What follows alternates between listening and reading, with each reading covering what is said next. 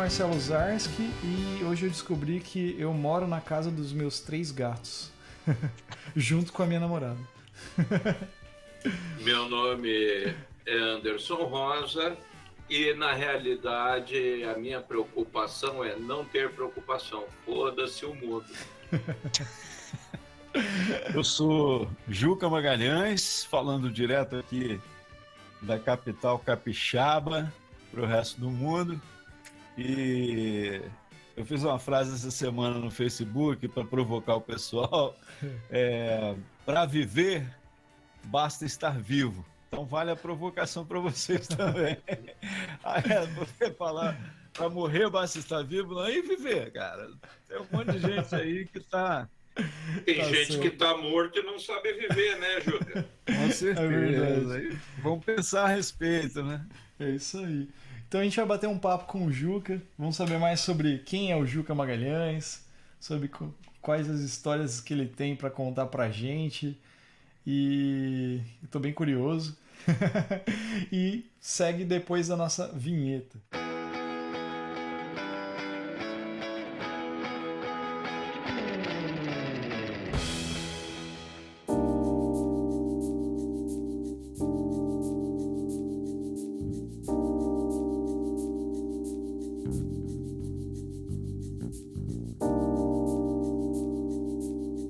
Tá, então vamos lá, Juca. Cara, primeiramente, prazer. Tô te conhecendo agora, né? O Goya a gente conhece há um tempo, né?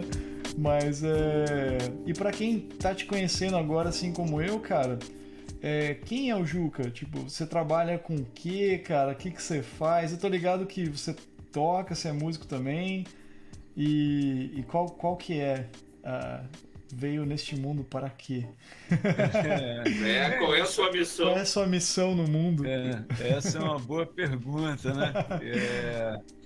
Eu sempre oscilei entre a música e uma espécie de jornalismo independente, algo meio, né? Eu tive um blog de 2008 a 2016, eu acho, chamava Letra Eletrônica. Então, com a letra eletrônica, eu descobri que eu gostava muito de escrever crônicas, e depois eu lancei 3 livros, e tem um 4º livro pronto aí no gatilho para ser lançado, que é o meu livro mais importante, né? A gente pode falar um pouco mais à frente sobre isso.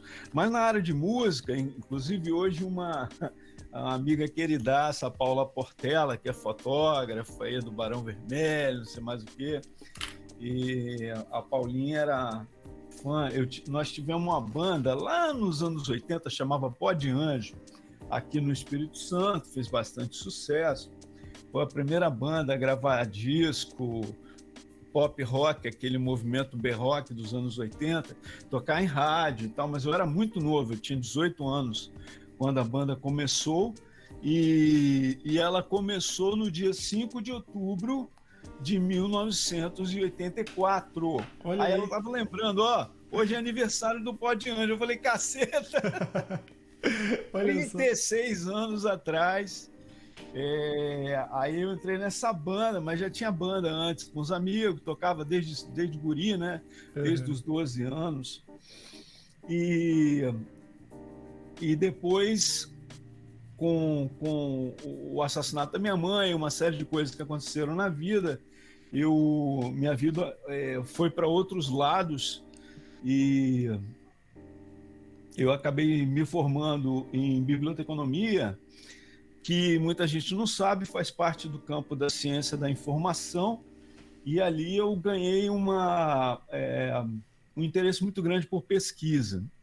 Então, os livros que eu fiz são muito baseados. Depois eu acabei escrevendo e pesquisando histórias e publicando aqui no Espírito Santo, por exemplo, um livro sobre a nossa Sinfônica, como ela foi fundada e tal. Mas fiz um livro também muito importante quando fez 50 anos do Porto de Tubarão. Eu fui inicialmente convidado para fazer uma pesquisa, como foi o Porto. O Porto foi muito importante para o Espírito Santo, no desenvolvimento, não só o Porto, mas a Companhia Vale do Rio Doce. Né? E o Espírito Santo era praticamente não explorado até o início do século XIX, século XX, quando vem a Estrada de Ferro, Vitória Minas, e finalmente vai desbravar o caminho para as Minas Gerais. E que você sabe, o Espírito Santo é a praia dos mineiros, né? Então tem toda essa ligação, tem toda essa história. E então eu fiz esse livro sobre os 50 anos do Tubarão, que ficou muito legal, foi um livro muito importante. Foi o último livro que eu publiquei, foi em 2016.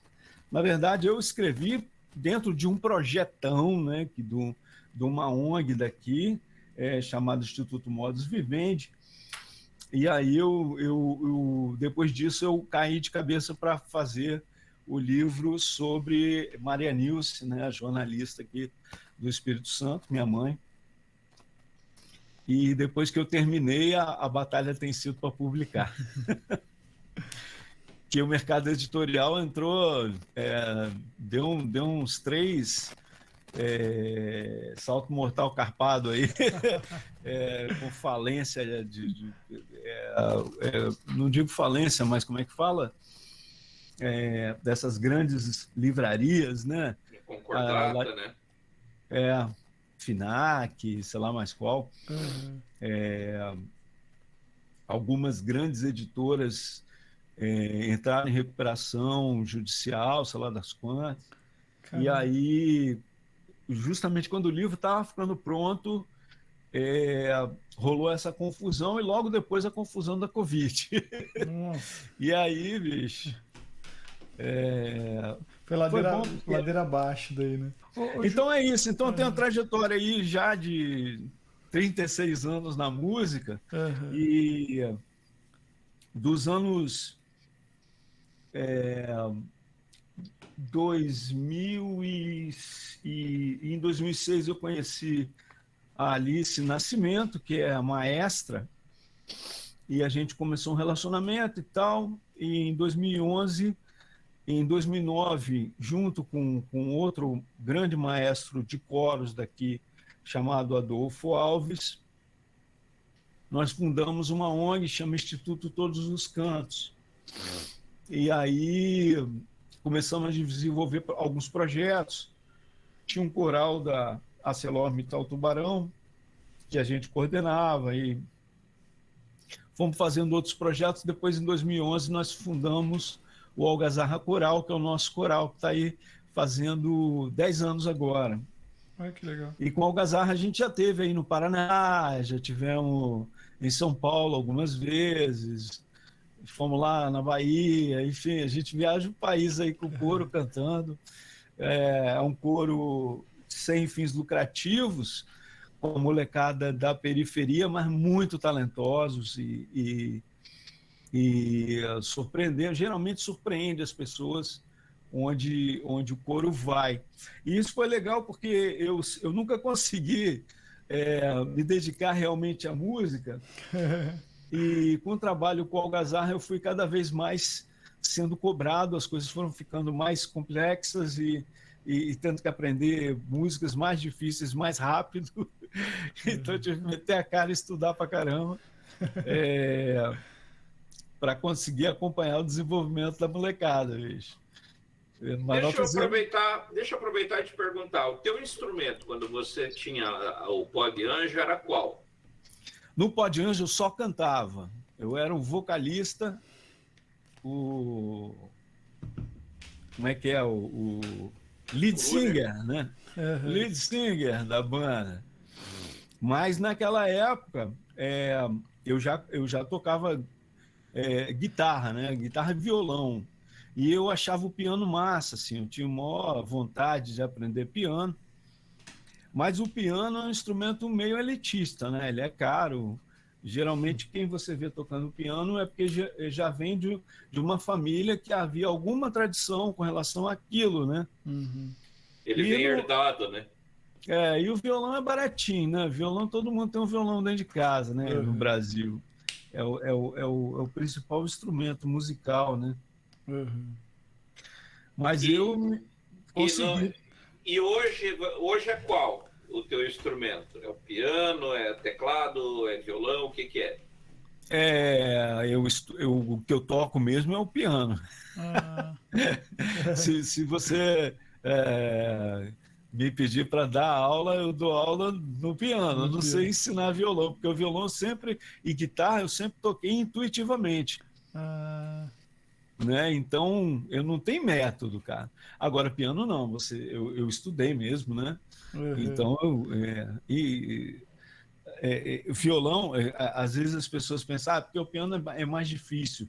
Não é isso, né? Você tocar violão no nível dos estudos de Villa-Lobos é tão difícil quanto tocar piano nos estudos de Chopin, entendeu? Uhum. A técnica que você tem que ter, o conhecimento do instrumento que você tem que ter. Violão, geralmente, as pessoas aprendem para se acompanhar cantando, não para Uhum. tocar realmente o violão, né? As pessoas querem fazer aquele tundeleque ali para Uhum. levar as canções que acham bonitas e tal. Então, Uhum. durante uma época, eu estudei canto também, né? Porque com a banda eu vi que eu não sabia cantar, né, cara? Você E achava que cantava, né? cara, você ainda mais rock, né? Você acha que é só abrir a boca e ficar lá, uá! E não é, né, cara? Tem... Você tem que aprender a usar mesmo, porque muitas vezes eu perdi a voz no meio do show. Antes chegava a hora do show, eu estava tão doido que não conseguia fazer porcaria nenhuma. Aqueles comentários depois, assim, que você nem lembra como é que foi o show. Aí você Vixe. pergunta, pô, o show foi legal? Porra, Ju, que você cantou pra caramba. O difícil era parar em pé, né, cara? Se você toda hora você cair. Vixe. Porque anos 80 foi muito doido, né? Os anos 80, né? Quem viveu, viveu. Caraca. Juca, deixa eu aproveitar e te perguntar assim, porque às vezes ouvindo, dá muita impressão que as coisas foram se sucedendo de modo normal e que, tipo, eu fui me preparando para a música, hoje nós temos o Algazarra, e parece tudo muito natural, o que para mim soa artificial. E eu, como eu te conheço já de outras praias, né, eu sei que você tem uma puta história entre o Pó de Anjo e o próprio Algazarra, passando aí pelo evento aí da perda da sua mãe, um período aí, uma noite negra da alma, que de repente aí você enfrentou seus vários fantasmas, né? E eu acho que isso constrói o Juca do Algazarra, né? É a impressão que eu tenho, Uhum. né? Você quer contar um pouco disso? O que você É, quer abrir seu coraçãozinho para gente? o primeiro livro que eu escrevi foi sobre a banda, chama O Livro do Pó. Uhum. E uma banda chamava Pó de Anjo, né? Então, no Livro do Pó, eu tratei muito essas questões, inclusive, assim,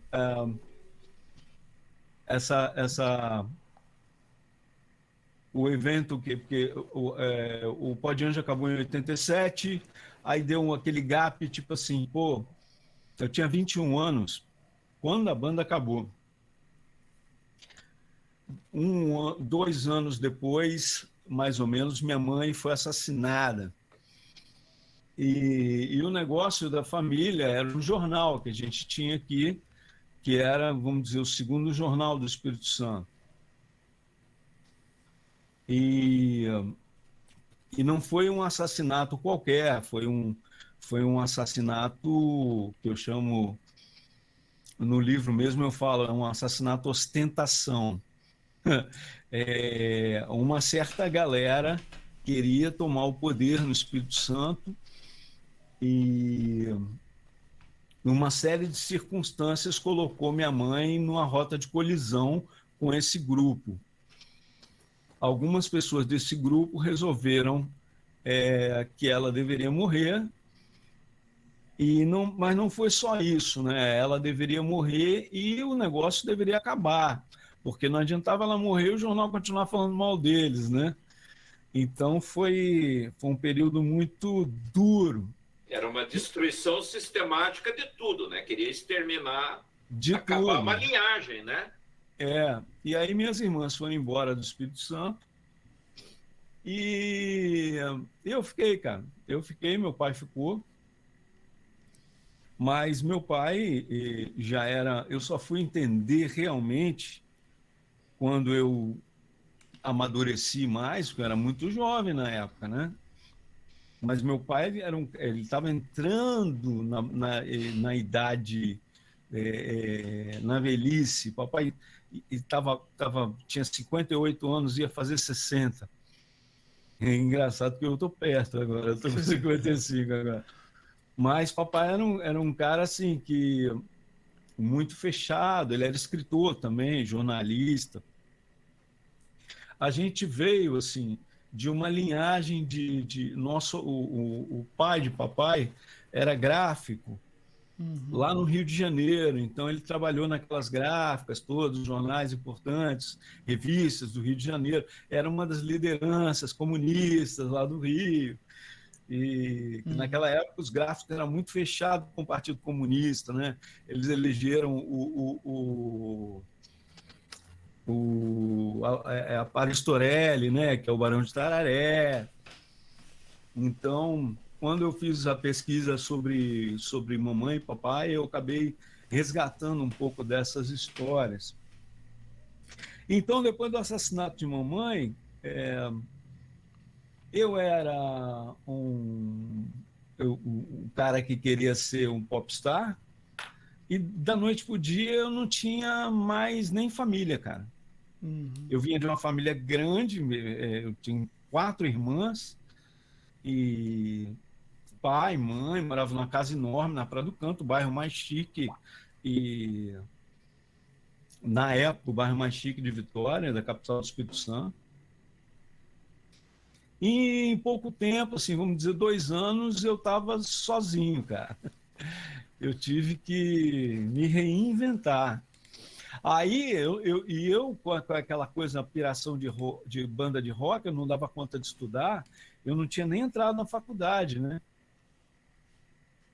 E aí eu vi, cara, que se eu continuasse naquela onda de rock and roll e aqui no Espírito Santo, seu site está aqui, até pode ser que, né? Mas não tinha como, não via perspectiva, eu ia me ferrar. E aí, o que eu fiz? Fui trabalhar, cara. Fui a princípio, ser corretor de imóveis. Caraca. Porque um tio de um grande amigo meu, é um dos maiores corretores de imóveis daqui, e me chamou. Vem trabalhar comigo, cara. Uhum. E aí era uma coisa que dava grana e tal, e fui, montei meu apartamento e fui viver o que eu falo no livro do Pó, né? Que foi o primeiro livro que eu fiz. Eu fui escalar outra face da montanha. Então eu vi que não dava, e eu dei sorte, cara, assim, porque era uma época do liberou geral, do fim da ditadura, em que era muito moda todo mundo ser muito doido, aquele negócio, ninguém podia ser careta, né? E então, pô, fumar maconha era como tomar um cafezinho, né? Entre a galera. Você tem um baseado? Que legal, a gente tava todo mundo fumando baseado. Ou vamos encher a cara, e era praticamente todo dia. E lá pelas tantas eu vi, cara, eu não posso continuar nessa onda, eu não pertenço mais a esse mundo. Aí eu falo, eu tenho que me reinventar. E aí eu fui atrás e comecei a estudar e trabalhar, e ao mesmo tempo eu já tinha um questionamento muito grande, essa busca interior, né? O desejo de conhecer, não falo religião não, mas a coisa do autoconhecimento. Então eu encontrei na época, eu tinha uma viagem que eu queria vender, porque estava todo mundo indo embora de Vitória naquele período, né? Minhas irmãs foram embora, todo mundo indo embora. E aí eu queria vender o que eu tinha e ir embora, tipo, para Londres, procurar a Fundação Krishnamurti, Uhum. procurar conhecer coisas assim, do autoconhecimento. Mas eu acabei, quando eu fui vender o piano, eu conheci um pessoal que estava vindo para Vitória, trazendo para cá uma ordem chamada Rosa Cruz Áurea, uma escola de mistérios. Uhum. E eu achei aquilo interessante e entrei. E me ajudou muito, porque me centrou bastante. E era justamente o que eu estava precisando, né, cara? Uhum. Precisando de outras referências, precisando de outros valores. Me afastou. Eu fui literalmente escalar uma face da montanha onde não estava mais ninguém. Uhum. Alguns amigos daquela época depois vieram atrás. Entendi. E Foi lá que você conheceu o Gilson? não, eu já conhecia Gilson. Mas aí já conhecia Gilson das bagunças, né, dos rock. E aí eles ficaram, o Gilson ficou curioso e acabou entrando para Rosa Cruz, ficou muito tempo. Uhum. Esse período aí foi quando, Juca? Esse período? Início dos anos 90. Ah, tá. 94, 93. Ali pelos 37 anos, por aí, 35. 36. Aquela idade que os roqueiros morrem, foi a idade que o meu roqueiro morreu. Não, é legal observar isso, né? Eu já pensei isso. E é bacana essa visão, né, que você está dando, é o outro lado da montanha, né? Então, você teve de um lado, e daí foi para outra pira, né? De repente lá você era totalmente vegetariano, ovo-lacto vegetariano, na verdade. E eu não bebia, não fumava, não usava nada, né, cara? Uhum. E foi justamente o período mais complicado das drogas aqui em Vitória, que eu fiquei sabendo, assim, vários amigos emburacaram na cocaína. Foi um período que a cocaína explodiu aqui em Vitória. Uhum. Que até então a gente ouvia falar e tal, mas não via cocaína. Era maconha e bebida muito, né? Uhum. Mas aí os traficantes viram que era uma coisa que dava mais grana e que viciava mais os caras e a cocaína começou a mandar. Nessa época eu encaretei, eu já estava careta, já estava fora, completamente fora desse circuito e tal. E ajudei muitos amigos depois a sair fora também. Mas vi coisa do Arco da Velha, de gente se prostituir, de furtar coisa, de nego pirar mesmo. Caramba.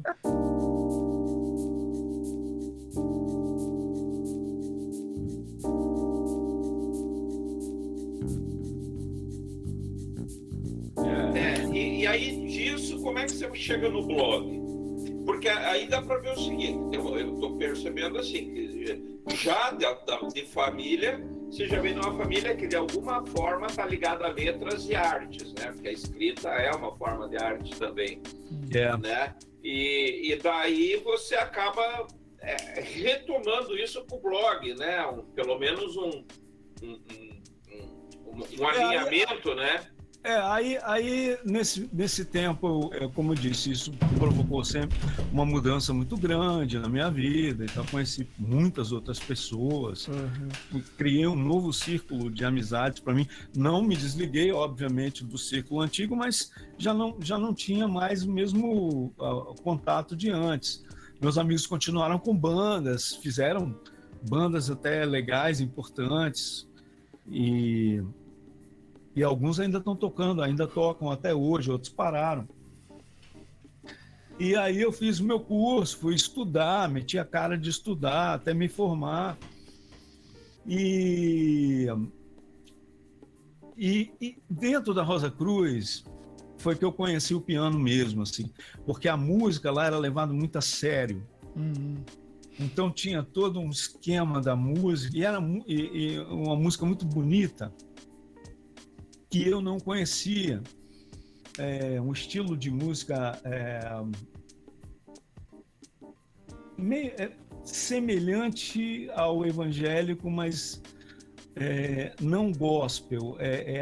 Aquele evangélico tradiça, saca? Daqueles inários, da coisa que vem lá do Martinho Lutero mesmo, né? Que deu início ao canto coral. E aí conheci músicos fantásticos, um disco gravado por Harmonia Mundi, o caramba, pessoal da Holanda.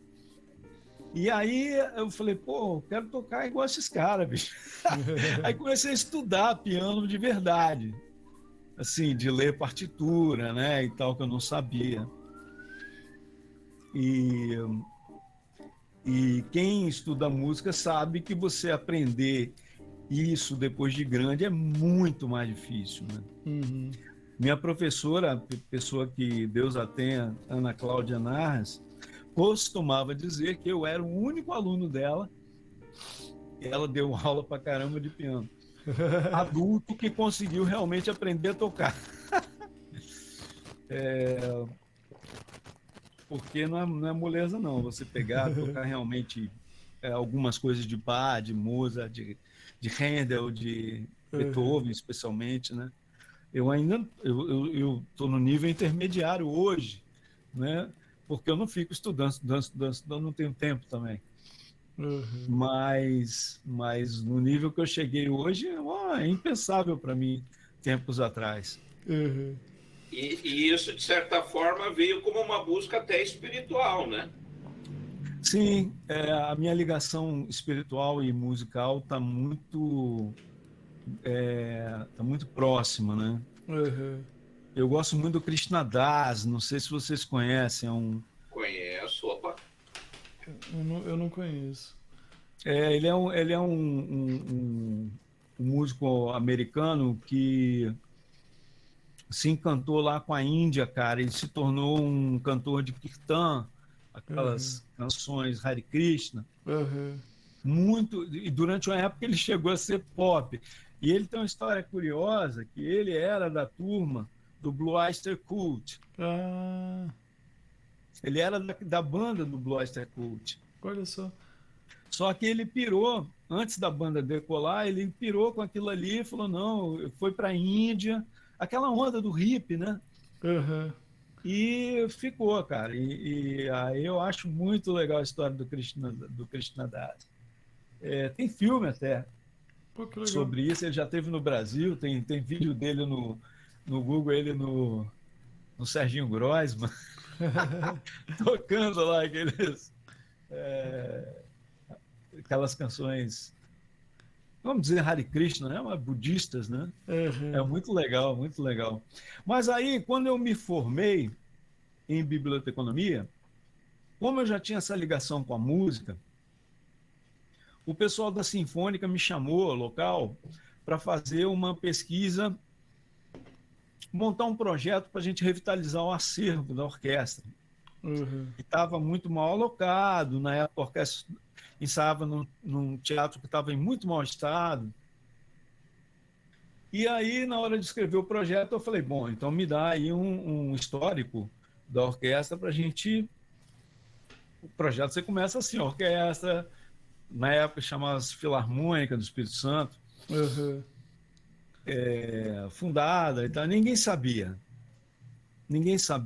Aí o maestro falou comigo assim, ih, rapaz, não mexe com isso não, que isso é uma brigaiada, isso é uma confusão. Eu falei, tá maluco, cara? Porque aí fui pesquisar, comecei a entrevistar pessoas e tal, fiz um texto, porque a ideia era fazer o projeto, nós fizemos um projeto que nem foi aprovado. Mas aí alguém virou para mim e falou assim, oferece esse texto para o Instituto Histórico e Geográfico, eles têm aí uma verba para publicação. E eles publicaram no final daquele ano, no que eles chamam de dezembrada, um livretinho assim. Depois, anos depois, eu fiz um outro projeto para aumentar aquela pesquisa e transformei num livro mesmo e tal, que depois foi elogiado pela revista Concerto, ficou à venda aí na Sala São Paulo, naquela lojinha lá da Clássicos, na Sala São Paulo. Nossa.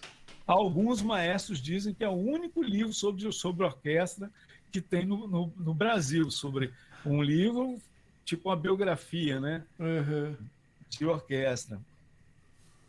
Então aí eu comecei a escrever assim. De vez em quando eu fazia alguns textos, mandava para amigos. Uhum. E o Gilson tinha um blog. Você lembra disso? Não sei se você conhece ele dessa época, 2000. Eu conheci o Gilson em 2000 entre 2010 e 2012, mais ou menos. Aí eu acho que ele já não tinha mais. Ele teve um blog que chamava A Vingança de Prometeu. Bem a cara dele isso aí. Aí de vez em quando eu escrevia alguma coisa e falava, publica lá no seu blog para ver o que dá. E aí dava uma confusão do caramba e tal. Aí lá pela Santa ele falou comigo, você tem que fazer um blog para você, rapaz. Tipo assim, pô, pare de se meter no meu blog aqui. Uhum. E eu fiz um texto que deu uma confusão danada, porque aqui em Vitória tinha uma pizzaria muito boa, em que o dono era um cara muito... meio ranzinza, então ele não aceitava criança na pizzaria. Você podia ir com a sua mulher, mas não levar seus filhos. Caramba. Gato, cachorro, então nem pensar. E aí um dia, era o dia dos namorados, a Alice falou, vamos sair para comer naquela pizzaria lá que dizem que é bacana, a gente não tem filho mesmo. E aí fomos, cara. E aí tinha uma promoção que era R$50 o casal. Na época, R$50 era dinheiro pra caramba. E eu não entendi. Eu falei, R$50 é o que a gente gasta mesmo, né? Então... Mas o cara parou a gente antes da gente entrar, o tal do cara... Do Rabugento. Rabugento, para perguntar se tinha ficado claro o recado na porta lá. Eu falei, já entendi, é R$50, né? Aí a Alice, não, ele, não, o quê? É R$50 por pessoa. Aí eu falei, pô, mas... meio caro para uma pizza. Aí ele falou, mas tem que tomar um vinho, não sei o quê. Aí eu vi assim, pô, o cara é um Zé Mané. E fiz um texto, rapaz, aquilo deu uma confusão do cacete. E aí eu criei a letra eletrônica e no início tinha um outro nome, que eu não me lembro mais qual era, e comecei a postar semanalmente uma crônica. Uhum. E aí eu peguei o gosto, assim. Você sabe que esse negócio é uma cachaça, né? Aí você pega toda semana um assunto para comentar, e aquilo me deu muito retorno, cara, foi muito legal. Paralelo a isso, eu estava desenvolvendo vários outros trabalhos, né? Uhum. Porque aconteceu que uma vez, lá no início dos anos 2000, novamente, né, houve um recital eu não lembro, era flauta, piano, sei lá mais o quê, e não tinha apresentador. E aí o flautista, o Zé Benedito, grande flautista aqui do Espírito Santo, José Benedito Viana Gomes, discípulo de Altamiro Carrilho. Olha só.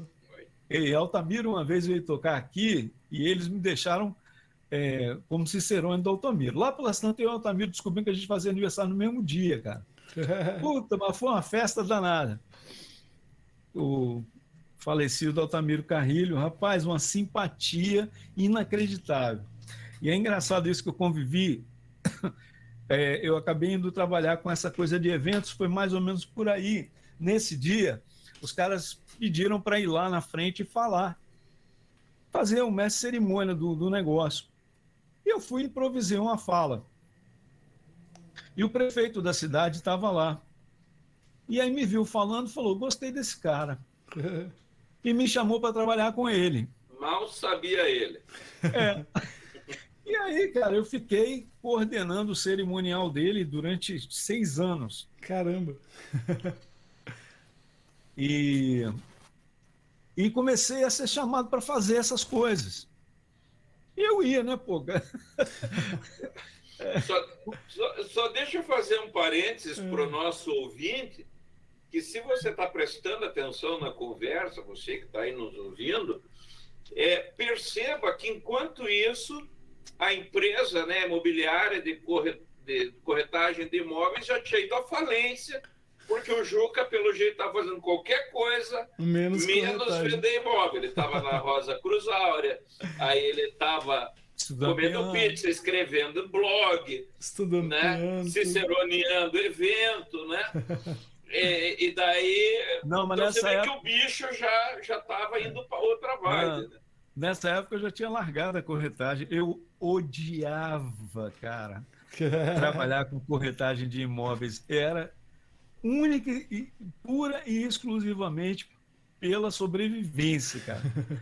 Porque era realmente um ambiente em que você não tinha viés nenhum para o artístico, era grana. Uhum. Aí, qual a vantagem que eu tinha? Eu sou nascido e criado em Vitória, então eu conheço tudo aqui. E conheço muita gente aqui. Então eu tinha essa vantagem como vendedor de fazer ponte, né? Uhum. Que é o trabalho do corretor. Mas eu detestava aquilo. Não tinha o menor caguete de vendedor, nem de dessas coisas de businessman, né? Uhum. Alguns caras só pensavam naquilo. E geralmente é aquilo e futebol, que é outra coisa que eu tenho o menor interesse. Nunca torci para o time de futebol. Pois é. Nós três estamos no mesmo tamanho. Estamos do mesmo jeito. E como é que você e a Alice chegam nessa história de coral, Juca? Como é que aparece isso e depois como é que isso se torna uma coisa que trabalha com comunidade, com o pessoal? Não, enquanto eu estava me virando, vai fazer evento, e apresentei show pra caramba, cara. Apresentei aqui em Vitória show para figuras maravilhosas e figuras deprimentes que eu... Porra, a única vez, cara, que eu fui fazer um show, apresentar um show de uma cantora que eu admirava, e eu levei o CD para ela autografar. Foi a única vez que eu fiz isso. E quando ela chegou, cara, com a entourage dela, que era uma galera de uma vibe ruim, velho, e ela ficava assim, tipo, ninguém fala comigo. Você tinha que falar com alguém da equipe dela. Então dá o troco. Quem que era? Leila Pinheiro. Olha só. Aí, cara, eu nem levei o CD, que é o CD que é ela cantando Ginga, que eu acho fantástico aquele disco, cara, que tem Catavento e Girassol, tem canções que são maravilhosas. Caramba. E, cara, a vibe era tão ruim que eu não cheguei nem perto. Agora, conheci pessoas... Teve uma vez que eu fui apresentar... Era um festival grande, os festivais grandes tinham aqui, e tinha a parte de música clássica. E tinha um duo de violoncelistas que ia se apresentar, que eram irmãos gêmeos. E eu queria trocar uma ideia com eles. Eu sempre faço isso, né? Pô, vou apresentar, eu troco uma ideia. Era o que eu achava que ia acontecer com a Leila Pinheiro. Não, Grande ilusão. Não me deixaram chegar nem perto. Caramba. Contraste danado com o Altamiro Carrilho, cara, ou com Dominguinhos, e essa figura que eu vou falar agora.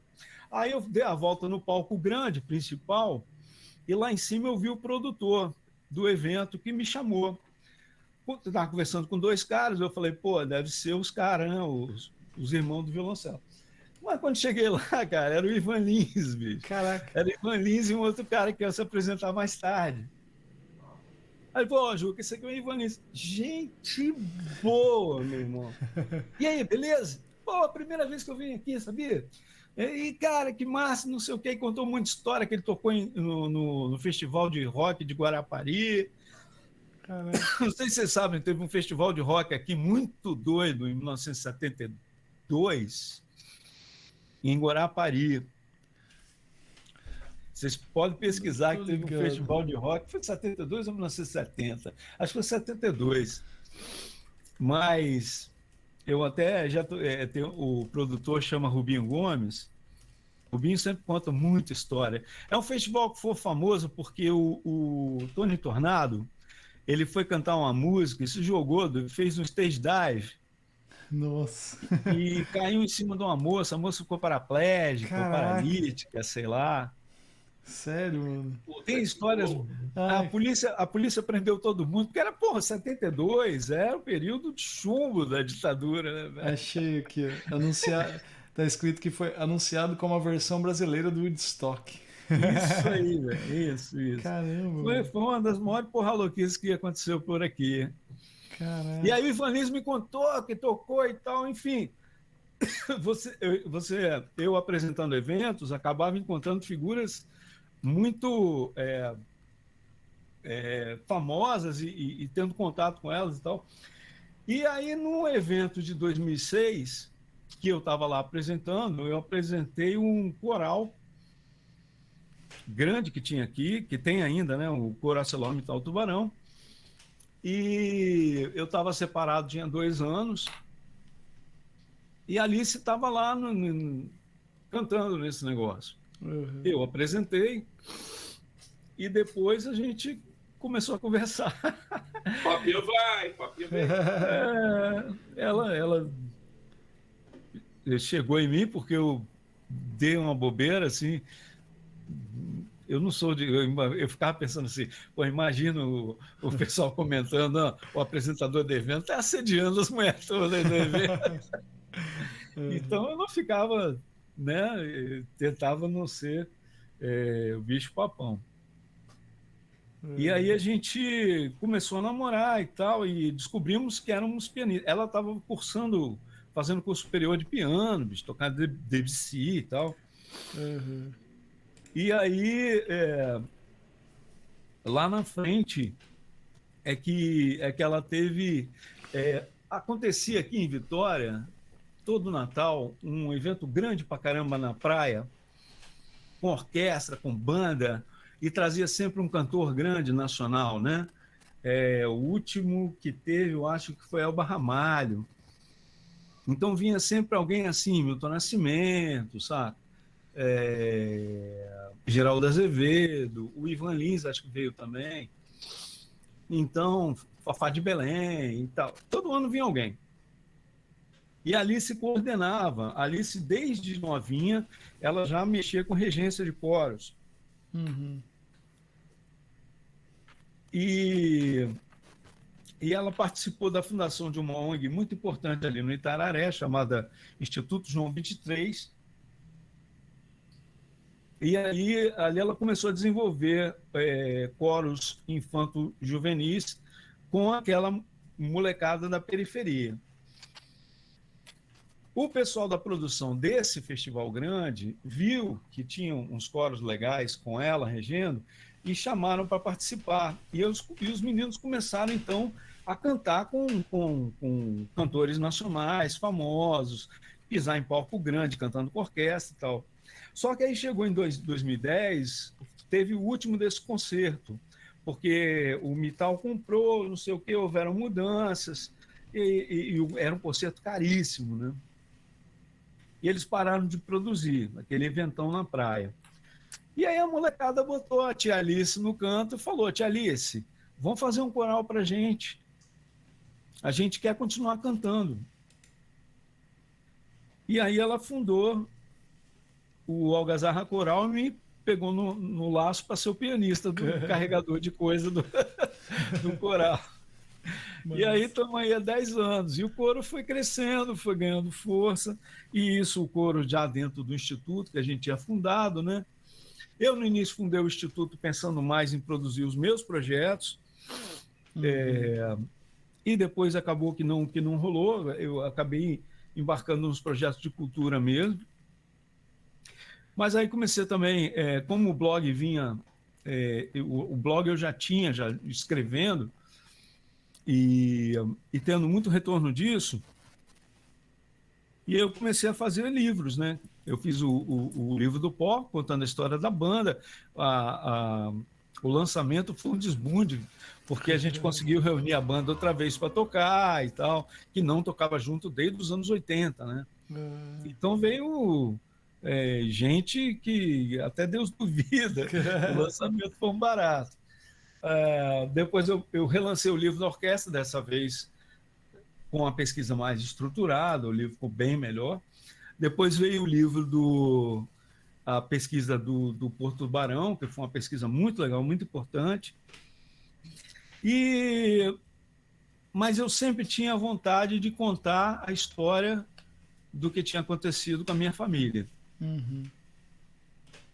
Mas, ao mesmo tempo, eu ficava procrastinando, né? Porque é um assunto muito difícil para mim. Foi um evento que mudou completamente a minha vida, né? Uhum. Aquilo que eu falei, aquele roqueiro naive e morreu lá aos 27 anos, né? Uhum. E de lá para cá veio uma outra história, uma história muito, muito bacana também. Mas eu precisava resgatar a história do que aconteceu. E aí eu fiz esse livro e estou tentando publicar. Nossa. O que não é fácil, porque eu não sou um autor conhecido e nem uma personalidade conhecida em nível nacional. Em Vitória é que todo mundo sabe quem eu sou. Mas também não sou nenhuma celebridade, né? Sou um cara que sou bastante conhecido, mas não sou também nenhum nada assim. Então, você tem uma dificuldade, aí você começa a enfrentar as dificuldades no mercado nacional editorial que estavam atravessando todo aquele problema das empresas quebrando, dando calote nas editoras, não sei mais o quê. Então, quando eu fui a São Paulo conversar com algumas pessoas, o que eu ouvi era isso. Rapaz, livro tá complicado. Livro, ninguém tá mexendo com o livro e tal. E depois também com a vitória do governo Bolsonaro, né, também... Piorou, né? Piorou a área cultural para tudo quanto é lado, né? Piorou. Aí veio a pandemia. Enfim, né? Vocês estão aqui no Brasil, vocês sabem como é que é.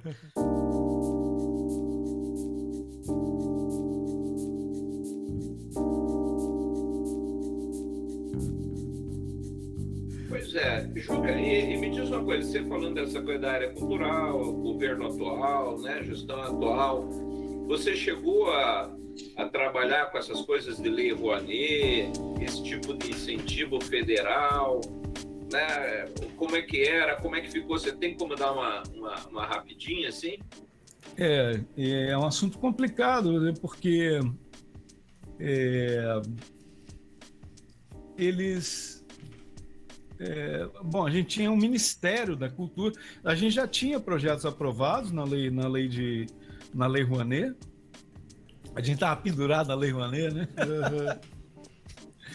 E tanta gente aqui que pode dizer graças a Deus a isso, né? Uhum. Porque o impacto do nosso trabalho na vida dessa molecada é muito grande. O bairro Itararé que a gente fala, que é a região da Grande Maruípe ali, é um complexo de, vamos dizer aí, umas 10, são morros com a mesma característica de todos e os desafios de todos os lugares do Brasil, onde você não tem nenhum equipamento cultural, nem municipal, nem estadual, muito menos federal. Você não tem um teatro, você não tem uma livraria, biblioteca você tem nas escolas públicas, né? Mas não são aquelas bibliotecas realmente no sentido mais de peso, né? Para você depósito de livro velho, né? Não, até que não, porque eles compram muito livro, eles têm verba para comprar, né? mas sabe-se lá quais os livros que estão comprando. Mas deve ter muita coisa boa também. Mas, enfim, você nesses bairros, você sente uma carência muito grande de ensino de música de qualidade. Porque às vezes tem aqueles me engana que eu gosto, né? A gente percebia, por exemplo, o tal do projeto itinerante, que é uma coisa muito comum. Cara, como é que você vai hoje na comunidade ali e ensina, dá umas 10 aulas de violão, vai embora para outra comunidade no Cazaquistão, dá mais 10 aulas de violão, e aquele moleque lá? Acabou? Viu? Você sabe que isso que você está me falando, Juca, me lembrou. Você já viu o projeto do Yo-Yo Ma, o Silk Road? O Yo-Yo Ma tem um projeto muito legal. Você sabe quem é, né? Obviamente. O Yo-Yo Ma, o cello e tal. E o Yo-Yo Ma, ele tem um projeto que é uma orquestra internacional com pessoas pegas aí justamente dessa coisa da Rota da Seda ali, que são músicos. Então, pô, tem de tudo ali. Tem cara que toca aquelas ragas indianas, tem cara que toca flauta, gente que toca gaita de fole, né? Por exemplo, a guria que toca gaita de fole, para ele foi proibida de tocar gaita de fole lá na Irlanda, porque ela é considerada muito avant-garde para gaita de fole. Então, porra, instrumento tradicional, como é que você me faz essa merda, né? E a guria é um gênio do troço, é um Paganini da gaita de fole. E aí tem um cara que isso que você está me falando me remeteu na hora essa história. Tem um cara que ele toca a flauta e ele é desses lugares ali do Oriente Médio que simplesmente não tem absolutamente nada, que nessas coisas meio Talibã que a gente ouve falar aí agora. E daí ele conta que ele pegava ele tinha essas crianças que não tinham absolutamente nada, que não tinha nem arroz para comer, quanto mais estudar música, e ele falava, eu tenho que salvar essas crianças. E aí ele conta que ele teve que contrabandear uma mala de flauta para chegar lá no país, né, num desses países aí extremamente radicais, e que se ele fosse pego com uma mala de flauta, ele podia morrer. E aí ele falou, e aí o Omar fala que ele deixa, inclusive, a banda um tempo, porque ele falou, não, eu tive que ficar ali. E o outro, que é um cara que toca tipo um violãozinho daqueles de pé, assim, que os caras tocam lá, também meio parecido com a raga indiana, e o cara falou, eu não vejo a minha mulher há quase 20 anos. Ele falou, porque eu tive que sair fugido, e se eu voltar, eu morro. E aí o Yo-Yo Ma acolheu. Então a gente vive hoje no mundo uma situação crítica, e que você está situando isso aí, esse desafio. Você não tem um aparelhamento público, você tem pessoas morrendo, e queira ou não, a arte, nesse contexto, salva uma vida. Porque a arte é muito subjetiva e ela mexe com esse repertório cultural da pessoa. A pessoa mexe com a autoestima. Então a pessoa ela não vai ser mais aquela pessoa. Foi mais ou menos o que aconteceu comigo, saca? De repente eu fui forçado a sair de um meio e descobrir um outro universo. E no Algazarra Coral, essa molecada descobre um outro universo. Eles têm oportunidade de conhecer a música clássica, viajar, conhecer outras referências, e não fica só naquilo ali, né? E eles se tornam ícones e referências nas próprias comunidades deles. Porque o Algazarra ele é um pouco puxado assim, para o jovem participar. Então, participa quem está realmente afim, entendeu? Todo sábado tem ensaio, toda sexta-feira à noite. Então, quem quer ficar namorando sábado à tarde, esquece. Vai ter que namorar um pouquinho mais tarde. E isso quando não tem concerto chegando, que tem repertório muito difícil para trabalhar, e aí tem que fazer vários ensaios extras. O Algazarra chegou a fazer uma missa breves de Mozart inteira em latim. Olha só. Então, quando a gente apresentou na Catedral da Sé, em São Paulo, o maestro Martinho Lutero Galati, lá da Rede Cultural Luther King, do Coro Luther King, falou, bicho, ó, eu acho que no Brasil, hoje, esse é o único coro jovem que canta uma obra completa de Mozart, assim. Ele falou, antigamente os canarinhos de Petrópolis faziam isso, hoje em dia não faz mais, não. Pois é, e aí tem uma frase que eu escuto muito, e eu concordo com ela. Você, na tua experiência, você concorda que quando a sociedade não acolhe, por exemplo, como o projeto Algazarra, né, do Coral Algazarra, não acolhe, o traficante acolhe o jovem? Daí é uma vida, acaba virando uma vida perdida. Como é que você vê isso? Não, eu acho que não tem isso, não. Lá no início a gente ouvia muita frase, que é uma frase que a gente não gostava, que falava assim, que bom que vocês têm esse projeto, porque vocês estão tirando os meninos da rua. E na verdade, não é bem isso, não. Quem vai para o Algazarra já são aqueles meninos e meninas que têm um desejo muito grande de aprender, são pessoas um pouco especiais da massa, da maioria, entendeu? São meninos que não iam parar na mão do traficante de jeito nenhum, mas, muito provavelmente, eles iam parar num subemprego da vida. Não sei se você assistiu aquele filme Dois Filhos de Francisco. Sim. Uhum. Tem uma cena que a mulher briga com o pai, fala, você é doido, Francisco. Você fica metendo ideia na cabeça desses meninos, não sei o quê. Aí ele vira para ela e fala, você quer que seu filho seja faxineiro? Porque é isso que ele vai ser. Ele vai ser faxineiro. É isso que você quer para o seu filho? Ou seja, eu estou tentando fazer ele mudar de vida de alguma forma. E enxergar outra realidade, né? Que é possível, né? Pois é, então o destino do Francisco era cair na mão dos traficantes? Não, era ser faxineiro. Então, o destino da maioria esmagadora desses meninos da periferia não é que vai para o traficante é 1 ou 2, mas a maioria vai ser subemprego, vai ser porteiro de prédio, vai ser vendedor de coisa na rua, vai ser repositor de mercadoria em supermercado. Bom, eles vão estar se virando, mas eles poderiam ser muito mais. Jovens talentosos pra caramba, vozes muito especiais. E com isso, eles viraram astros? Não, mas eles começam a pensar. Você fala, não, eu tenho que mudar essa minha realidade. Eu tenho talento, eu posso fazer mais. Então, vários deles vão estudar, estão aí fazendo faculdade de música, outros já formaram em biologia, voltaram para trabalhar com a gente, que é o caso da Micaela. Tem a Julinha, que cantava com a gente pequenininha, hoje está fazendo faculdade de medicina.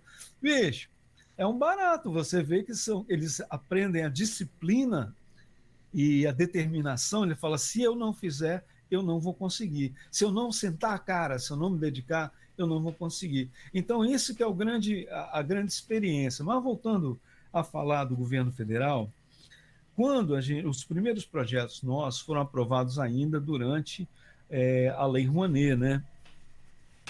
Então, depois que o Bolsonaro ganhou, que ele acabou com o Ministério da Cultura, começou a ficar mais difícil a interlocução com o Ministério, cada vez mais difícil. E os projetos que antes tramitavam dentro de uma certa normalidade, pararam de tramitar. Nós temos um projeto que estamos aguardando ser aprovado, começar, 700 mil já captados no banco, e desde fevereiro estamos esperando. Tá. Sem resposta. E me diz uma coisa. E assim tem vários e vários projetos no país inteiro. Chegou a notícia aqui agora dizendo que eles demitiram 137 pareceristas. Ou seja, vai enrolar ainda mais. Vai, não tem parecerista, como é que vai andar. Agora que não anda mesmo, né? Pois é, e aí deixa eu te perguntar, vou fazer uma pergunta bem bolsonarista, tá? Primeiro, pois é que é para o público entender, né? Porque eu, por exemplo, eu entendo o teu lado, né? Mas assim, às vezes as pessoas defendem umas óticas corrompidas aí por discurso, né? E, por exemplo, vai dizer assim, mas então, 700 mil, cara, é 1 milhão, isso é dinheiro para você ser vagabundo lá e botar gurizada a cantar, né? Me explica para esse pessoal, por exemplo, para esse tipo de público, aonde vai esse dinheiro? Porque é justamente isso que as pessoas dizem, é um absurdo, mas as pessoas não têm ideia da montanha que você move para um show de 1 hora, a quantidade de emprego que gera, que isso, na realidade, muitas vezes quem organiza, quem produz, acaba no preju. Quantas pessoas acabaram aplicando um dinheiro que não tinham para não morrer com essa água? Como é que fica isso? Qual que é a tua experiência com isso? Nós estamos falando de valores para funcionamento de um projeto de 1 ano inteiro. Isso não é um projeto que vai ali, e acabou, não. Isso fica 1 ano inteiro de trabalho com uma equipe que não é uma equipe grande, mas é uma equipe que está lá trabalhando diariamente para aquilo ali funcionar. Você tem que divulgar as coisas, você tem que criar um repertório, você tem que ensinar aquilo, você tem que estudar, dizer... né? Você tem que estudar, E aí você monta, ao longo do ano, com aqueles jovens, uma série de apresentações, que as apresentações são o resultado do trabalho. Né? Você sabe que o jovem está pronto quando ele sobe no palco e canta. E subir no palco e cantar é uma coisa que muda a pessoa. Quantas pessoas podem dizer que já fizeram isso? Muito poucas. Né? E aí... dentro desse dinheiro, está previsto uma viagem para outro estado. A gente foi de avião para Curitiba. Apresentamos Quantas pessoas? Umas 30 pessoas.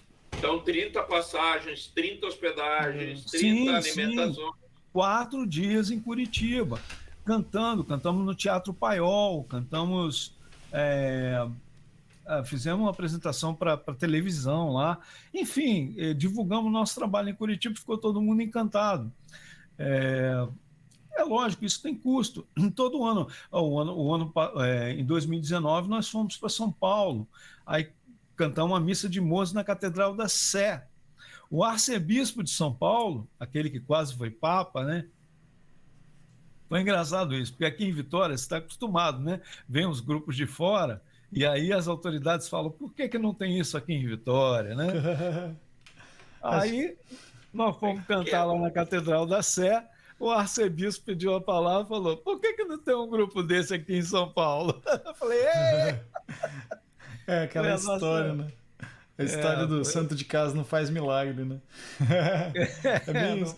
Ô, Juca, é legal de falar também, cara, sobre isso, que toda a verba, né, que um projeto, que a Lei Rouanet girava, né, vamos dizer assim, né, quando estava funcionando perfeitamente, não é que o governo pega esse dinheiro e dá para o artista fazer o trabalho. Esse dinheiro ele vem de outros recursos, né? Assim, não é um dinheiro que eu tô pagando para tal pessoa fazer, que nem é vendida essa imagem, né? Que o artista vagabundo que vai tem contrapartida, tem tudo.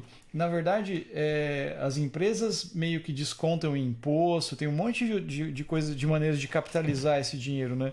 E uma outra coisa legal também é pensar que a forma como a lei funciona, né, talvez deveria ser revista, né? Porque tira a chance muitas vezes de pequenos artistas, né? Porque imagina assim, só para a galera que está ouvindo entender, uma empresa mega grande que tem condições de patrocinar, vamos dizer assim, um projeto do Juca, que é um cara que tem um trabalho legal, ou um projeto meu, do Anderson, tem lá projetos para ela patrocinar e de repente cai um artista mega conhecido, conceituado lá na mídia. sei lá, vou citar um nome aqui, vamos dizer que pega o projeto da Ivete Sangalo, por exemplo. A empresa tem essa opção de, eu vou optar pela Ivete Sangalo, porque é propaganda para mim, né? Daí ela não vai, daí os menores artistas que estão ali fazendo um trabalho, não estou desmerecendo o trabalho da Ivete, só estou falando dessa comparação. Talvez nesse sentido a lei deveria ser revista, né? Tipo, de você não ter equilibrar mais, né? eu não sei, mas Não, mas isso já foi muito revisto. Uhum. Isso já foi muito revisto. Especialmente o eixo Rio-São Paulo, né? Eles não botaram a Bahia nisso aí. Né? Mas especialmente o eixo Rio-São Paulo, eles fecharam bastante a torneira. E cada vez que sai um decreto novo, agora em julho sai um decreto novo, modificando ainda mais a lei. Por exemplo, os projetos de cunho anual agora só podem ter para manutenção de museus públicos ou projetos de ensino, como é o nosso. Outro tipo de... Agora, não sei como é que vão ficar as companhias de balé, as sinfônicas, não sei como é que fica isso. Então, eles ficam dificultando, por outro lado, cobrando mais, e eu acho que tem que ser cobrado mesmo, porque é um dinheiro público. Quando você termina o projeto, você tem que fazer uma prestação de contas daquelas impecáveis, porque ela vai ser toda analisada. Então, dá muito trabalho você ter um projeto desse. Então, diferente do que é noticiado e do que a turma ouve por aí, não é coisa para vagabundo. Tipo assim, você pega o dinheiro, some, e daí o governo, eu dei o dinheiro para você, Ju, o que você fez? Eu comprei um iate. Não existe, não é desse jeito, né? Você tem que prestar conta, você tem que dizer, gastei nisso, foi feito assim, foi feito assado. Tem uma comprovação que você tem que prestar. Claro, você vai apresentar nota fiscal de tudo, você tem que ter contador, você tem que ter assessoria jurídica, você tem que ter uma estrutura para trabalhar, senão você não consegue não, cara. Talvez um projeto mais simples, por exemplo, vou fazer um livro, é só aquilo ali, vou produzir 1000 livros, vou pegar tanto de grana, vou gastar tanto com revisão, com a editoração, com a impressão, com a distribuição, e vou para as contas daquilo ali. É mais simples. Agora, um projeto do tamanho do nosso, ou do projeto Guri de São Paulo, você imagina? São projetos gigantescos que tem e que estão tudo parado, cara. Porque agora você imagina o impacto que você deixar desassistidas essas pessoas, né, cara? Porque parte do pressuposto de que os artistas estão ganhando dinheiro, esses vagabundos e tal. E realmente não é assim, né, cara? Você não vê isso acontecer. Você vê realmente projetos muito importantes, mudando a vida das pessoas, e que a maior parte das pessoas não fica sabendo justamente porque não são famosos. Sim, exatamente. E sabe, eu trabalho na educação, né? E a gente tem os laboratórios de informática nas escolas públicas, e eu sempre uso isso como exemplo, porque tem muito diretor que tranca o laboratório, não, aqui não pode entrar, só quando tem aula de informática. Só que, às vezes, você tem um maluco, que nem aqui que a gente tem cidades, e aí também, com 2.000, 4.000 habitantes, tem um colégio, com 100, 200 alunos, né? E que esse jovem, como você falou, ele não tem acesso, ele nunca viajou na vida, ele não sabe nem que cor que é o mar. A gente tem, né? Quem mora numa capital é uma realidade, mas você tem situação como aqui perto, e tem uma cidade que a ambição profissional é ser motorista de trator, de colher batata, né? É o ápice da carreira de alguém dentro que cabe no que você estava falando. E, às vezes, você tem um jovem que, por ele ter o acesso à internet, ele é descoberto por um Google, é descoberto pela Microsoft, ele é um talento que ele é descoberto, né? Ou, como você falou, de repente, o jovem, você abre a cabeça e ele diz, cara, eu posso sair lá do morro, eu posso ser algo além de pedreiro. Não que isso seja crime, pelo contrário, né? Mas a gente tem que oferecer às pessoas a esperança, o sonho de sair daquela casta, né? De não ser sempre um Dalit, né? De ser sempre um infiel, né? Ó, eu sou pedreiro, meu filho vai ser pedreiro, meu neto vai ser pedreiro. Não, e se eu quiser ser médico, e se eu quiser ser biólogo, e se eu quiser ser professor, eu nunca posso porque eu vim do morro. E acho que é um pouco disso que você está falando. Uhum. É verdade. E você vê como a música é importante, você vê dentro das igrejas o quanto é valorizado a parte musical. Isso não é à toa, porque a música ela tem esse poder de congregar as pessoas, e algumas pessoas têm o dom de inspirar as outras, né? Uhum. E às vezes você tem que pegar uma pessoa dessa, que aquele diamante bruto, e lapidar, e que ele pode se tornar uma pessoa muito importante para várias outras pessoas. É verdade. Ou não, ou ficar lá largado, esquecido no cantinho dele. Um Hemingway do morro. Mas é preciso você depois que você dá essa introdução e você interfere no repertório cultural, aí a pessoa vai ter uma escolha. Antes disso, ela não tem. Que escolha ela vai ter? Nada, ela vai ter que ser a mesma coisa que o pai foi. Por isso, tinha uma ONG aqui que tinha um trabalho, um projeto muito interessante para tentar tirar. Ela trabalhava só junto a filho de apenados, porque a tendência do filho seguir os passos do pai é muito forte. Então, geralmente, o cara é bandido, está lá cumprindo pena, daqui a pouco o filho está na bandidagem também. E aí a ONG era muito, ela focava o trabalho nos filhos dos apenados. Então, é muito legal essa coisa, você consegue realmente interferir na vida das pessoas.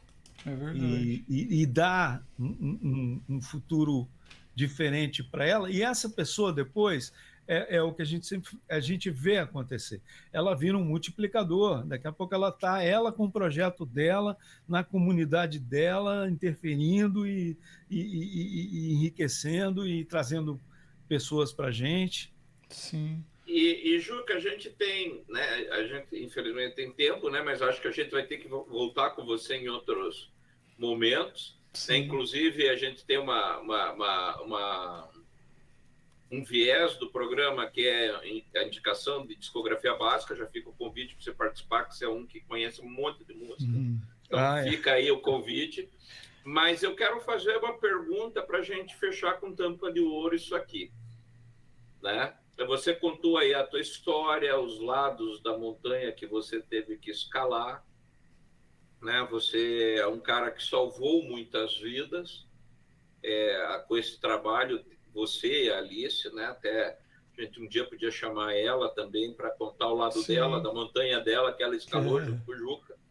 Né? A Alice tem uma história muito bacana. E eu queria perguntar para você assim, o quanto essa jornada toda salvou você também. Fala um pouquinho disso para a gente fechar com tampa de ouro. Eu não sei, porque eu sempre fui muito questionador, assim, tudo que eu fiz, eu sempre estava reservando um tempo para mim, para tentar me autoconhecer, né? E eu continuo assim cada vez mais. E isso me ajuda nas outras coisas que eu faço, porque eu desenvolvo atividades muito complexas. Pesquisar e escrever é muito complexo. Aprender um repertório para apresentação é algo complexo. Você tem uma fluência de leitura, né? Tipo assim, sentar e ler. Como muitas pessoas sabem ler, mas às vezes elas não se saem tão bem lendo em voz alta, né? A música é um pouco parecido com isso, né? Você tem que tocar em voz alta. Ali você vai sentar e ler uma partitura. Isso requer um tempo de estudo e prática. Você tem que praticar. E, e então, paralelo a isso tudo, eu sempre tive uma busca espiritual muito acentuada, assim.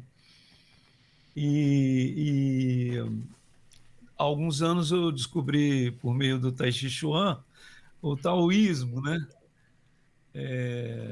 Que eu admiro muito os ensinamentos, mas eu continuo lendo e tentando entender outras coisas, porque à medida em que você vai avançando na vida, você percebe que todo mundo está falando sempre da mesma coisa com outras palavras. Todo mundo está fazendo música, na Itália, na Alemanha, no Japão. Às vezes a linguagem é um pouco diferente, mas o sentimento, o que está se exprimindo é muito semelhante.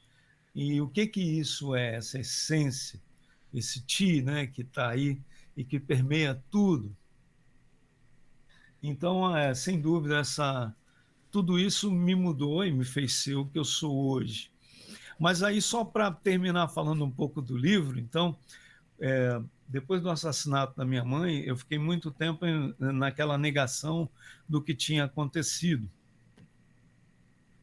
Eu acho que depois da morte do meu pai, e que eu comecei realmente a escrever e publicar livros, eu resolvi entender o que tinha acontecido. E aí eu comecei a entrevistar algumas pessoas. E as pessoas a primeira pessoa que eu entrevistei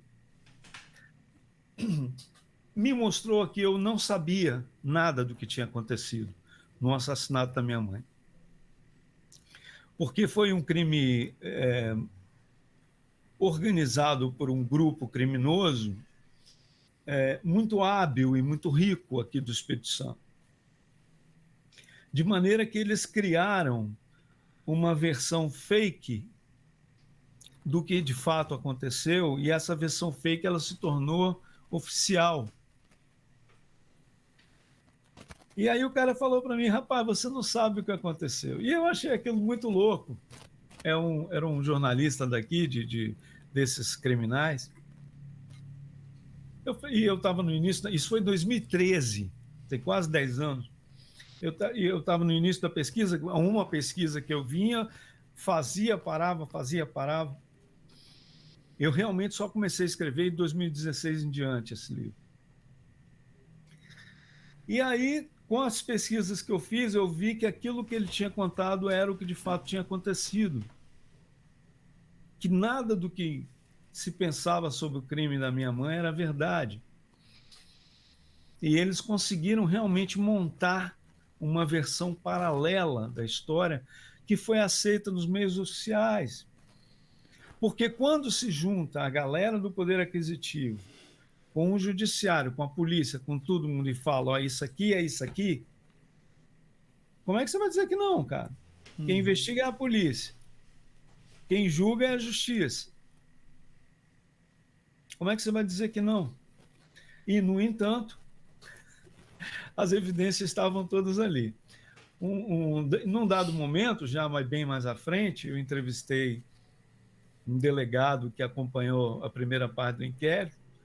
Foi muito importante essa entrevista, porque, inclusive, veio uma equipe de São Paulo que filmou, foi tudo registrado mesmo assim em vídeo.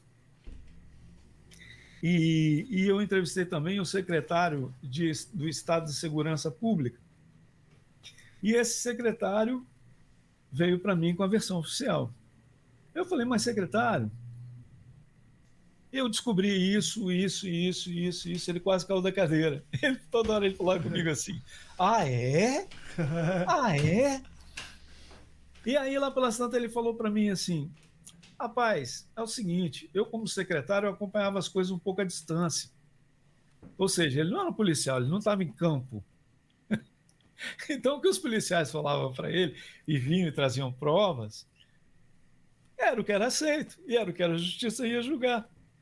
Então, aquela era a versão oficial.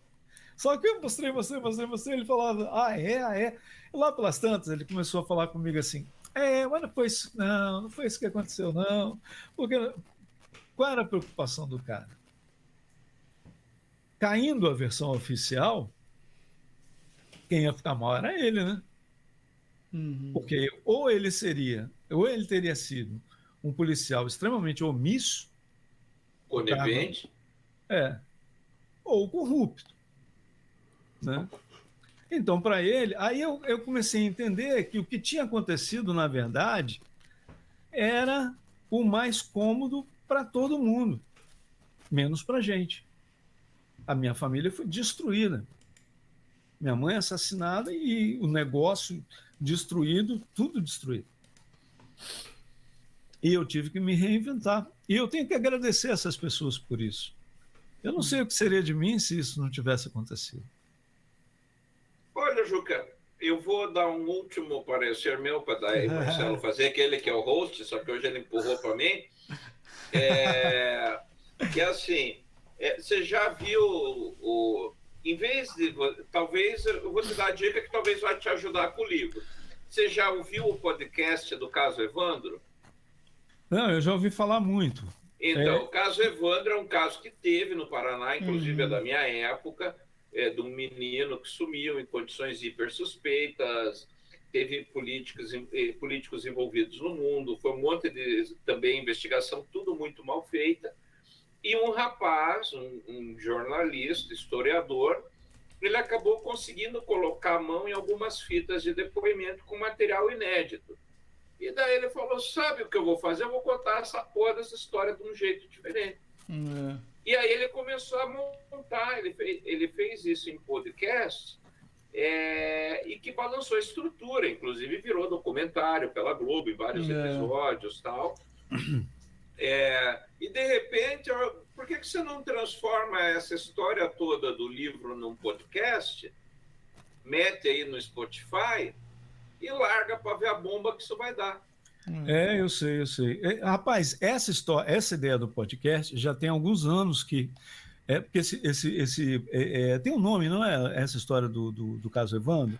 O nome do podcast é Projetos Humanos.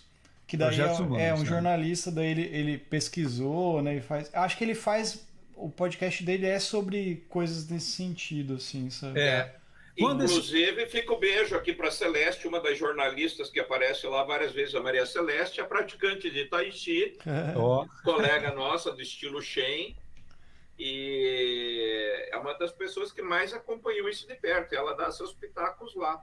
É uma história muito interessante, viu? Sim. Não, eu sei. Várias vezes já me falaram já me deram essa ideia do podcast, mas eu tô com o livro pronto, cara. Eu quero publicar a porra do livro.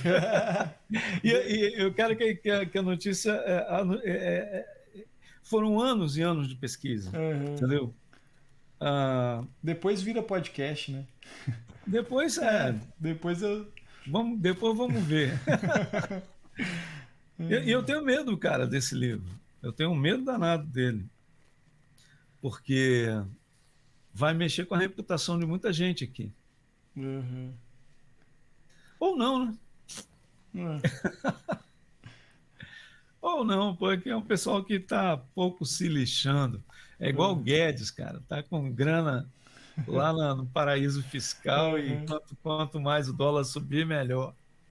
Não tá nem aí, né? Estão nem aí. Cara, é isso aí. Ô, Juca, queria agradecer aí, cara, a presença, o papo.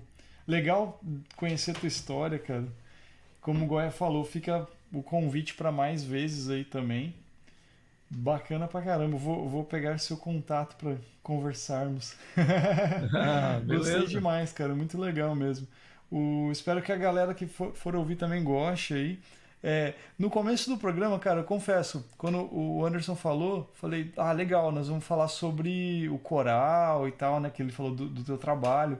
Só que o papo foi indo por um caminho tão assim, de quanto que é importante a arte, de quanto que assim, foi importante na sua vida, ainda, né?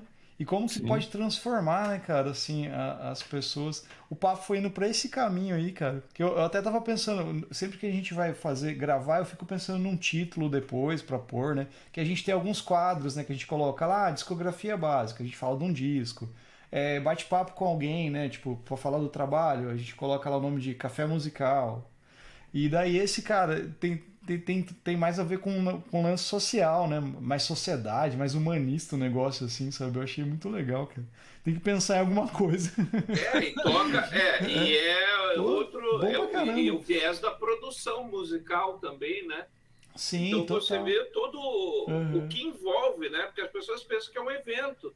E não é, É, é uma história de vida, que nem o Juca contou, uma história de então. vida. E o que eu achei massa é que tudo isso que você falou, cara, tipo assim, você é o que você é hoje por tudo que isso que você viveu. A gente é isso, né? Por todas essas coisas que você foi vivendo, que você tá vivendo, né, cara? Então a história é muito legal, cara. Você tem que escrever um livro sobre a história da sua vida. É o Você próximo. sabe que É o quando próximo. eu tive em São Paulo, Uhum. mostrando o livro para um diretor de cinema lá, ah, René Sampaio. René Sampaio do Faroeste Caboclo. Sim, E está lançando agora Eduardo e Mônica, né? legal. E o René, foi a primeira coisa que o René falou. É, cara, essa história é a história do filho procurando, não é a história da sua mãe, é a sua Uhum. história. Pois é, cara. Bom pra caramba. Pô. Assim, é triste, né, cara, assim, por tudo que aconteceu, muito provavelmente é uma tragédia, né? Mas ao mesmo tempo veio transformar a sua vida, né, cara? E pode transformar a vida de muita gente, pô. Legal pra caramba. Curti É, demais, cara. Prazerzaço mesmo. Fiquei bem empolgado, bem feliz. obrigado, prazer Massa meu. mesmo, cara.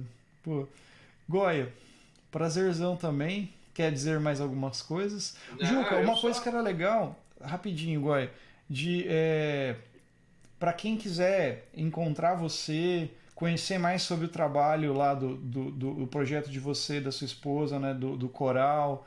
Quem quiser contratar o coral para se apresentar, como que é? Como que te Quem quiser encontra? publicar o livro, Quem quiser publicar o livro, como que te encontra, Estou em Juca? busca de uma editora. Eu tenho uma agente literária vendo isso para mim em São Paulo, mas no momento agora eles estão fazendo uma leitura técnica do livro, né? Uhum, Mas o mais legal, acho que para conhecer é a nossa página no YouTube, nosso uhum. canal no YouTube, Instituto Todos os Cantos. É só escrever isso e aí lá você vai ver um monte de. Tem quase 100 vídeos com o Algazarra cantando música clássica, samba. é, Tem a Orquestra de Mulheres do Espírito Santo, que é um Legal. outro projeto nosso. Tem o nosso núcleo de canto, que é o pessoal que canta a área de ópera mesmo, Que que legal. estuda mais, um estudo mais avançado. E então o nosso canal do YouTube é a, é a porta de entrada, assim. Tem Legal. muita coisa legal lá. Bacana. Instituto Todos os Cantos. Vou ver se a Isso gente aí. linka depois também na descrição do podcast, também pra Ah, galera. massa. Massa mesmo. e eu só quero agradecer, né, a presença aí do Juca. E vou dizer para você uma coisa: você me conhece, sabe também do meu envolvimento com a espiritualidade. A gente se conheceu pelo Tai Chi. E assim, toda essa busca pela espiritualidade, Juca, ela só tem utilidade se ela vai para o lado prático, como diria Confúcio, né? Se ela não se aplica, não tem razão nenhuma dela existir. E eu fico feliz, assim, como alguém ligado à espiritualidade, em ver que o fruto que ela gerou em você está aí nesses jovens, nessa história, né? Em não deixar a memória de coisas, de fatos importantes como aí a morte da tua mãe no esquecimento, porque as tragédias não podem ser esquecidas, né? Jamais. E como isso fez você também se voltar para esse pessoal que precisa de atenção, que muitas vezes ninguém olha, né? Os invisíveis da nossa vida aí, né? Uhum. Exatamente. Então, eu só tenho a agradecer e dizer que se você tem uma busca espiritual, eu posso dizer para você que você já conseguiu grandes louros aí, meu amigo. Obrigado, obrigado. É, E o Tai Chi me ajudou muito no autoconhecimento, porque eu nunca tinha me dado conta do quanto conhecer o nosso corpo, os limites dele e a energia que o nosso corpo tem, o quanto é importante, né? Porque o nosso corpo, se a gente não olha para ele também vai ficando, né, caidinho. Com certeza. É isso aí. Um forte abraço aí, então. Obrigado, galera. Obrigado pelo convite. Beijo para você, beijo para a família. Massa. Estamos aqui em Vitória, torcendo pelo sucesso com vocês.